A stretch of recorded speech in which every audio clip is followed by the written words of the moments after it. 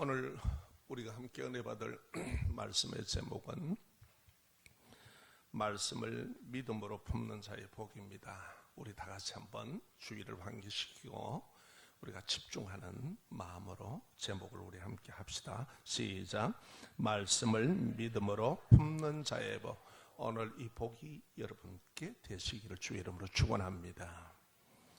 알을 품는 어미를 보면은 새끼로 부화할 때까지 정성을 다하여서 품는 모습을 봅니다. 야생동물이나 뱀의 침범의 위기 속에도 알이 새끼로 태어나게 하기 위해서 자신의 위험을 무릅쓰고 알을 품고 있습니다. 여러분, 우리의 믿음도 그렇다는 사실을 아셔야 됩니다. 하나님의 말씀을 아멘으로 받아 현실의 믿음으로 걸어가려고 하면은 말씀을 마음에 품어야 합니다. 말씀이 바라는 것들의 실상이요, 보이지 않는 것들의 증거로 나타나는 것은 때로는 빠르게, 때로는 수년이 지나 내 자녀 때에 하나님이 원하시는 방법과 하나님이 원하시는 것으로 역사하시는 하나님의 주권입니다. 그래서 하나님의 말씀을 믿음으로 품지 않으면 오해가 생기고 믿음에서 실족되기가 쉽습니다. 그래서 하나님의 말씀은 믿음으로 품어야 하는 것입니다. 우리가 하나님의 말씀을 받아 아멘으로 품고 순종하는 한 성도가 하나님께서 축복되게 인생을 이루어가는 축복이 오늘 우리의 지금 이 시간에 우리의 축복이 되기를 주 이름으로 축원합니다. 자, 하나님의 말씀을 믿음으로 품는 여인의 순종이 오늘 이 본문에서 나옵니다. 1장 36절과 37절의 말씀을 참고하십시오. 누가복음 1장 36절과 37절에 보면 너 친족 엘리사벳이 나이 많아 임신하지 못한다고 했지만은 임신한 지가 6개월 되었다 마리아야. 하나님께서는 하지 못할 일이 없으시다 라는 천사의 말을 듣고 마리아는 말씀대로 나에게 이루어지는 것을 믿습니다. 아멘. 이렇게 그 말씀을 딱 받아들입니다. 하나님의 말씀을 품고 지체하지 않고 마리아는 일어나서 유대 한 산골의 동네를 찾아갑니다. 서둘러 갑니다. 말씀을 믿음으로 품은 사람의 특징은 현실의 위기보다 하나님의 말씀이 이루어지기를 원합니다. 여러분 한번 생각해 봅시다. 아무리 하나님의 뜻을 나를 통해서 이루는 것도 중요하지만 현실은 무섭고 현실은 위험하고 현실의 형편과는 맞지 않습니다. 성경에 보면은요, 하나님의 말씀이 우리의 형편과 처지에 맞아서 주시는 건 하나도 없습니다. 다 다릅니다. 현실은 도무지 할 수 없는 상황들입니다. 이런 상황 속에서 하나님은 말씀을 주십니다.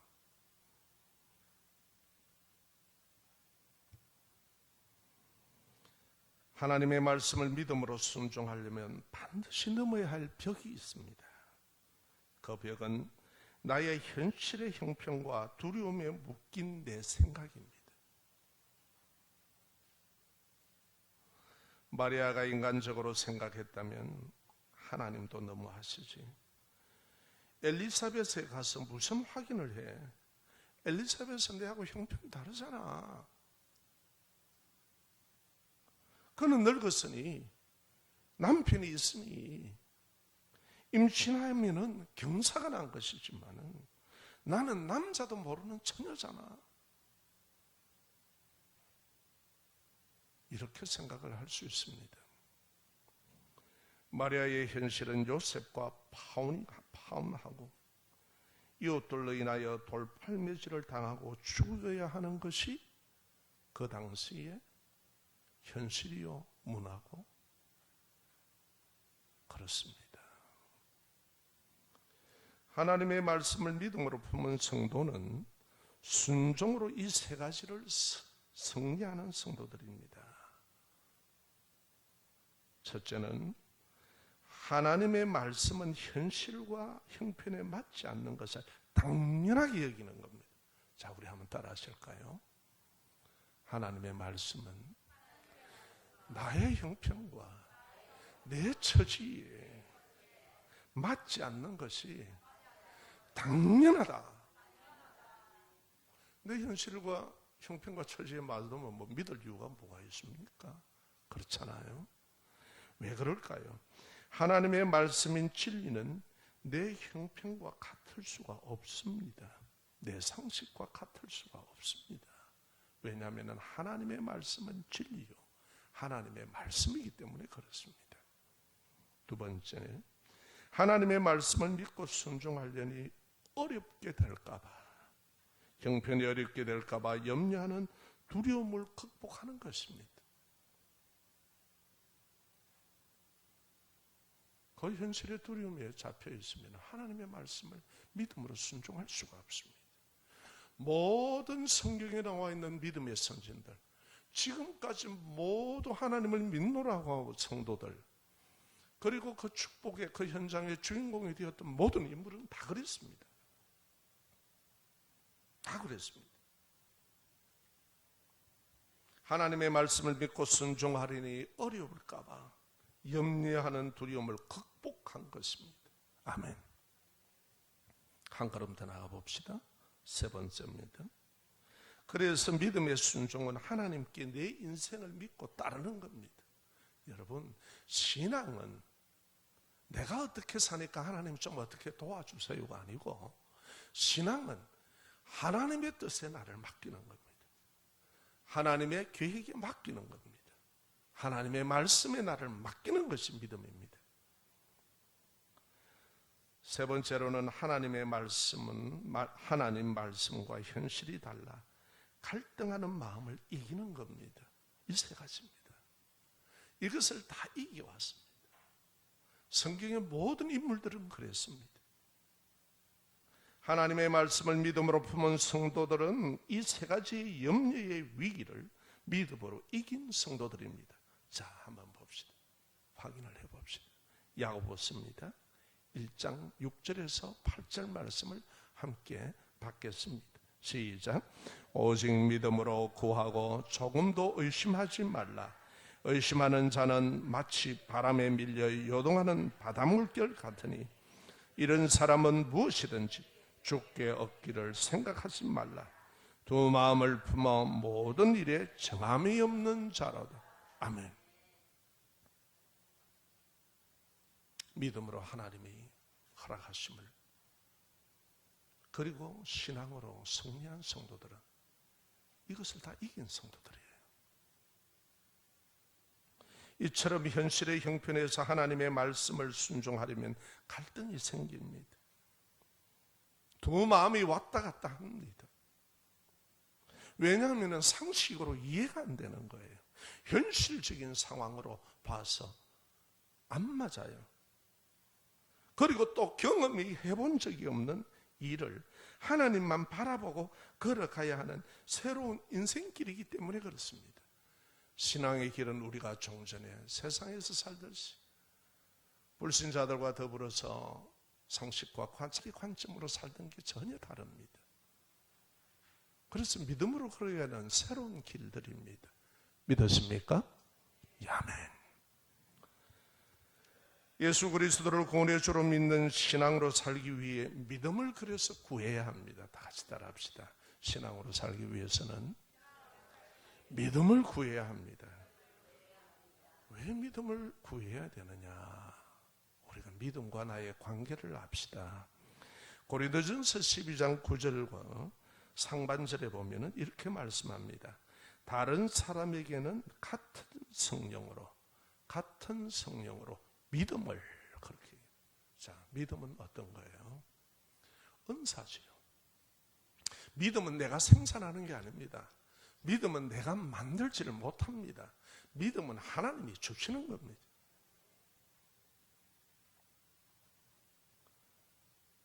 믿음은 내 것이 아닙니다. 성령 하나님이 주시는 은사입니다. 그런데 여러분 어떻습니까? 우리가 믿음을 항상 구하는 기도를 하셔야 됩니다. 어제 믿음이 있는데 오늘 믿음 없는 것 같기도 하고요. 아주 기분 좋게 교회 가려고 걸어 나왔는데 그냥 자동차가 지나가다가 물을 확 튀고 덮어쓰고 갑니다. 이 옷을 입고 그대로는 갈 수 없으니까 그냥 믿음이 아니라 온갖 기분 나쁜 생각에 감정이 잡혀서 집으로 돌아가 버립니다. 여러분, 믿음이라는 것은 항상 구하는 기도를 해야 됩니다.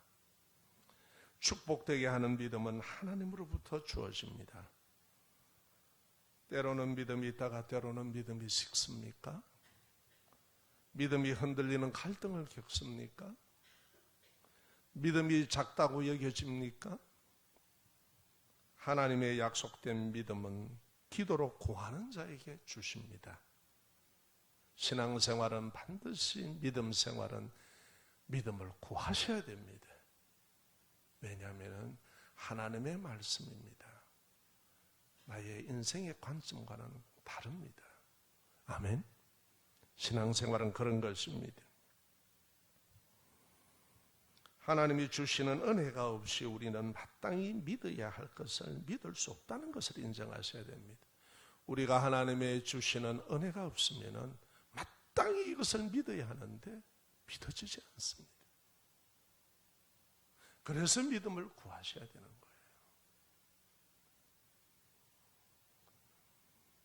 거예요. 여러분,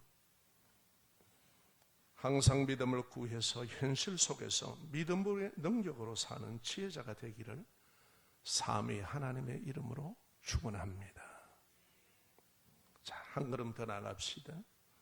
하나님의 말씀이 자신에게 이루어짐을 믿음으로 받을 때 축복이 현실이 됩니다.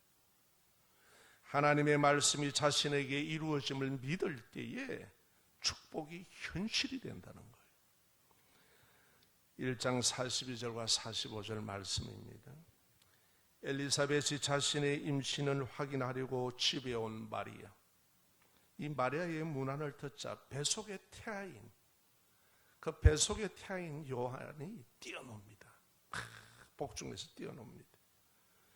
그래서 성령 충만이 받은 엘리사벳이 마리아에게 임신 사실을 알리며 이렇게 말합니다. 너와 태중의 아기가 복이 있다. 너와 태중의 아기가 복이 있다. 너 임신했다라고 얘기합니다. 성령의 권능으로 너는 임신했다라는 사실입니다. 성령 충만한 엘리사벳의 믿음의 선포를 마리아가 자신에게 이루어지는 것을 믿음으로 받을 때 성령 충만한 복이 이루어집니다. 이 시간 하나님은 우리를 향하여 축복의 말씀을 지금 선포하고 계십니다. 누구에게? 나에게. 우리 자신에게. 하나님을 바라보는 믿음으로 아멘으로 받으시기를 주의 이름으로 축원합니다. 하나님의 말씀은 내가 분석하는 게 아닙니다. 마음을 열어서 내 영혼으로 아멘으로 받아들이는 것입니다. 지금 나를 통해 일하시겠다는 하나님이 뜻입니다. 아유, 나는 이랬는데요. 그렇다. 너는 그럴지라도 나는 하겠다는 겁니다. 하나님이 일하실 때에 당연히 일할 자격을 갖추어서 하나님이 사용한 사람이 누가 있습니까? 아무도 없습니다. 그런 사람은 없습니다. 다 비춰낸 사람이고 심지어는 목동을 들어섰었고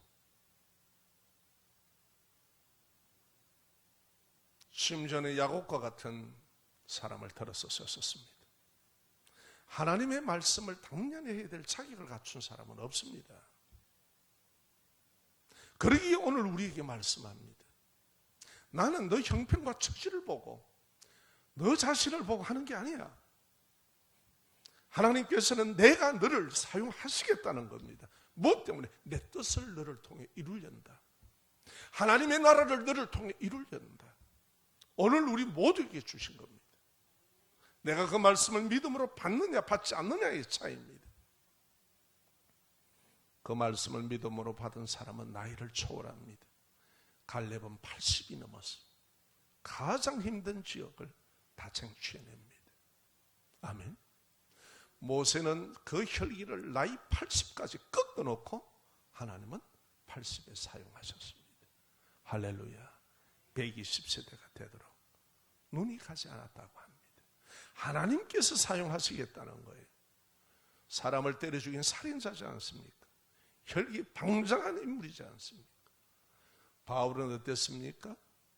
바울은 믿는 자를 잡아 가두고 돌로 때려 죽이라고 고발한 자요, 지켜본 자요.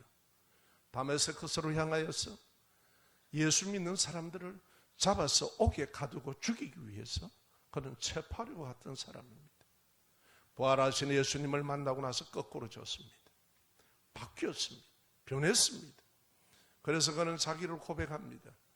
나는 사도 중에 가장 작은 자다라고 하다가 하나님의 은혜의 그 크심이 너무 크고 그것에 대해서 깨달음을 얻고 그것에 감동을 받을 때 뭐라고 얘기했습니까? 나는 괴수다. 나는 괴수 중에 괴수 같은 인생이다. 그리고 바울은 항상 사역을 하면서 자기를 뭐라고 얘기했습니까? 우리 한번 따라 하실까요? 나의 나 된 것은 하나님의 은혜로다. 하나님의 은혜가 우리를 하는 거지 내가 하는 것이 아니란 말이에요. 그것을 믿음으로 받아들이는 거예요. 바로 마리아라는 한 여인은 그것을 받아들인 겁니다. 하나님의 말씀이 이루어지게 하소서. 할렐루야.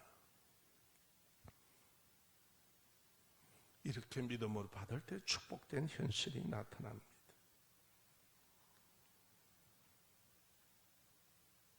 나의 현실과 처지로 가로막지 마세요. 내 생각으로 내 현실과 처지로 다 가로막아요. 나이가 많아서 안 되고 이래서 안 되고 저래서 못하고 이런 이유가 있고 저런 이유가 있어서 안 된다. 하나님이 그걸 몰라서 지금 하시는 거예요? 하나님이 그것 때문에 일을 못 하시는 분입니까? 아니잖아요. 믿음은 나를 바라보는 게 아니라 하나님을 바라보는 겁니다. 많은 분들이 그래서 믿음의 복을 받지 못하는 거예요.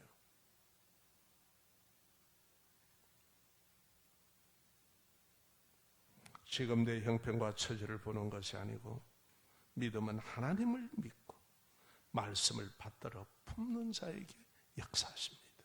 할렐루야. 말씀을 다 믿음으로 품으세요. 그 말씀이 하나님께서 하실 줄 믿습니다. 그 성도를 데리고 하나님은 일하십니다. 마지막으로요, 따라합시다. 믿음으로 현실에서 구원의 일을 찬양하게 하십니다. 1장 46절과 55절 말씀을 참고하시면 됩니다. 자, 본문 56절에 보면은 마리아가 엘리사벳에서 집에서 3개월 머물렀 것은 성령의 권능으로 임신했음을 자기 몸으로 확인하고 왔다는 겁니다. 아멘. 여러분 주로 3개월 되면 다 임신 사실을 알잖아요. 그리고 집으로 돌아갑니다. 그런데 여러분 집으로 돌아가면 어떻게 되어 있습니까 지금? 여러분 오늘 우리가 이 하나님의 말씀을 믿음으로 받습니다. 그런데 집으로 돌아갑니다. 교회에서는 천국입니다. 집으로 돌아갑니다. 현실과 맞닥뜨립니다.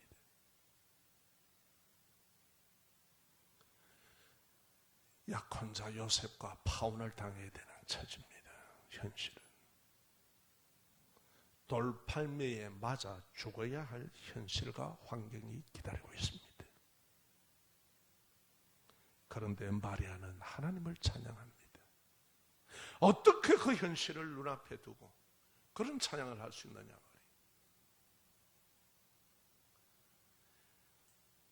하나님 앞에 믿음으로 나갈 때 성령 충만하시고 믿음으로 현실에서 구원의 일을 찬양하도록 성령께서는 우리를 감화감동하십니다. 현실이 바뀐 건 아닙니다. 현실의 위기는 앞에 있습니다. 지금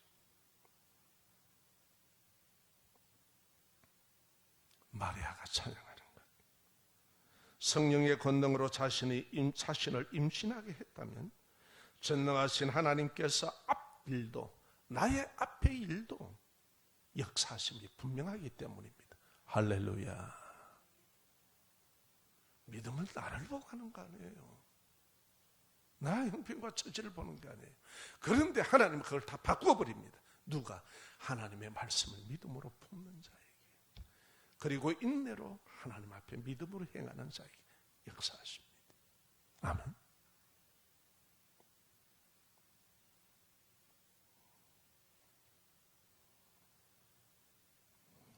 그렇습니다. 믿음의 사람들에게는 성령님의 이런 감동, 감화가 있습니다. 믿음은 성령의 은사이기 때문에 그렇습니다.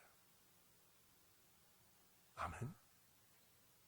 성령이 감화 감동하셔서 우리에게 믿음을 주신 거예요.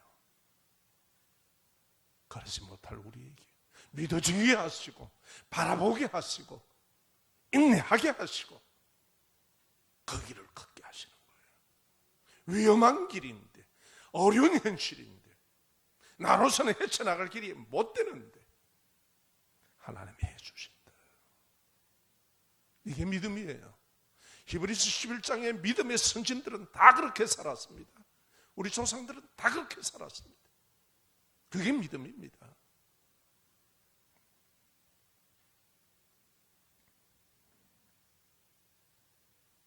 전능하신 하나님이 내게 이 큰 일을 행하셨기에 거룩한 분이며 그의 찬양이 어떻게 됩니까? 하나님, 내게 이 일을 행하신 것은 거룩한 분입니다. 하나님이십니다. 자기 형편과 처지를 보면 무슨 찬양이 나온단 말이에요. 지금 부들부들 떨어야죠. 웬일이 이런 일이 있느냐 그래야죠. 그런데 믿음의 사람은 그렇지 않습니다. 성령의 감동으로 믿음을 가진 성도는 하나님의 일을 바라봅니다. 내 현실의 위기는 하나님이 타개해 나가신다. 아멘. 오늘 그 믿음이 우리 믿음이 되기를 원합니다. 또 어떻게 찬양합니까? 하나님을 두려워하는 자를 깊이 사랑하시며, 이게 두려움은 하나님을 경외한다는 거예요. 하나님을 두려워하고 하나님을 존귀 여기고 하나님의 말씀을 존귀 여기고, 이 성도에게 사랑하시며 대대로 있고 권능을 행하시고 인간적인 생각을 앞세우는 마음의 교만한 자를 흩어버리시고, 오늘 우리가 겸손하게 믿음으로 받아들입시다. 나의 알량한 생각을 내세워서 하나님을 대적하지 말기를 바랍니다. 그분은 하나님이십니다. 권세자를 끌어내리시고 자신과 같이 낮고 천한 사람을 높이시는 하나님이심을 찬양합니다. 그렇죠. 자기같이 비천한 한 여인에게 하나님의 뜻과 계획을 실현하시겠다라고, 성령으로 잉태하셔서 메시아를 놓게 하겠다고, 언약대로 약속된 유대인의 왕으로, 만왕의 왕으로 오시겠다. 그분을 너무 놀랄 일 아닙니까? 이 계획을 하나님이 하시겠다는 거예요. 누굴 통해? 말씀을 믿음으로 품는 자를 통해서. 아멘. 현실의 삶에서 가난한 자를 좋은 것으로 채우시는 하나님을 찬양합니다. 물질도 부도 하나님의 손에 있다는 겁니다. 물질을 잃어버렸다면 하나님 앞에 물질관을 바로 가지고 정직으로 살기를 믿음으로 바라는 성도에게 하나님은 다시 허용하시고 그 길을 열어주십니다. 아멘. 하나님의 믿음의 종들을 도우시고 불쌍히 여기시되 우리 조상 아브라함에게 말씀하신 대로 그 언약의 말씀, 그 언약의 말씀대로 믿음의 자손을 영원히 도우십니다. 아멘. 이것을 우리 오늘 아멘으로 받읍시다. 말씀을 품읍시다. 여러분 형편과 처지가 어떻습니까? 이 말씀을 품기에 너무 벅차지 않습니까? 그렇죠. 하나님의 말씀은 벅차지요. 우리로서는 할 수 없지요. 그래서 믿음으로 품는 겁니다.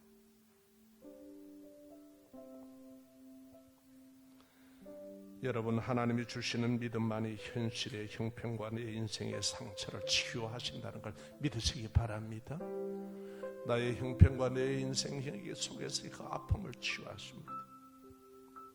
믿음의 기도로 겸손히 구하는 자에게 성령님이 주시는 축복의 문을 여는 은사입니다. 믿음으로 겸손하게 기도하며 구하는 종에게 성령님이 주시는 축복의 문을 여는 은사가 믿음입니다. 할렐루야. 믿음이 없이는 하나님을 기쁘시게 하지 못하나니 믿음은 하나님을 기쁘시게 합니다. 하나님의 말씀을 믿음으로 품는 사람에게 성령께서 곤란 중에 우리를 찬양하게 하시는 멋진 인생을 살게 하십니다. 아멘.